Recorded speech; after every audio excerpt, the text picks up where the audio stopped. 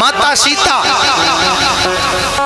अकेली अपनी पर्णकुटी में विराजमान, श्री राम जी उस स्वर्ण मृग के पीछे दौड़ पड़े मारने के लिए। सीता जी के कहने पर लक्ष्मण जी को भी माता सीता ने भेज दिया कि तुम्हारे भैया शायद संकट में हैं, जाओ उनकी रक्षा करो। लक्ष्मण जी भी चले जाते हैं। तब तक आता है रावण, और रावण आकर के माता सीता से साधु के वेश में भिक्षा मांगता, तो भिक्षा दो। अब माता सीता विचार कर रही कि हम इस रेखा को, जो लक्ष्मण जी रेखा खींच करके गए हैं, उसको हम पार नहीं करेंगे। क्यों? यदि हम पार करेंगी तो मर्यादा भंग हो जाएगी। तो किसी ने कहा मर्यादा भंग हो जाएगी तो ठीक है, पर ये तुम्हारे द्वार से साधु चला जाएगा निराश होकर के फिर।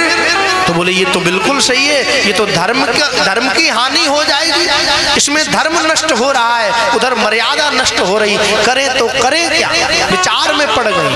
अंत में सीता जी ने निर्णय लिया कि हम तो धर्म की रक्षा करेंगे, मर्यादा जाए तो चली जाए, पर हम धर्म को नहीं छोड़ेंगे। तो सीता माता ने उस रेखा को लांघ करके धर्म की रक्षा के लिए मर्यादा का उल्लंघन किया और आकर के रावण को भिक्षा दी।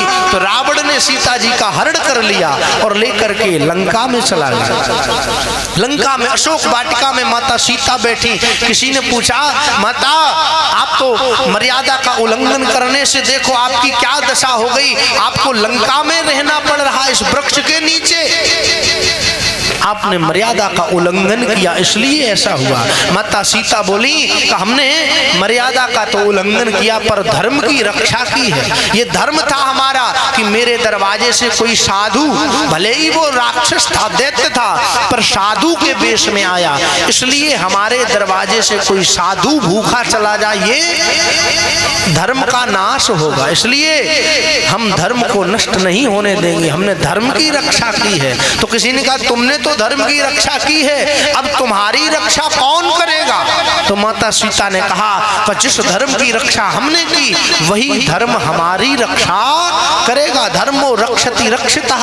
तभी तो माता सीता लंका में अकेली बैठ करके और रावण को एक तिनके का सहारा लेकर के रावण को डांट फटकार लगा देती हैं। तृणधर ओट कहत बेदेही सुमिर अबधपति परम शनि। एक तिनके का सहारा लेकर के रावण को बहुत खरा खोटा सुना देती माता सीता। तो इसलिए महाराज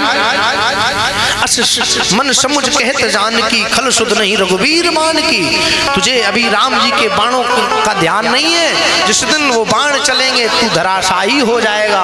बोलो लंका में बैठ करके रावण को धमकी दे रही, किसके सहारे? बोले उसी धर्म के सहारे। इसलिए महाराज कभी भी किसी को धर्म का त्याग नहीं करना चाहिए।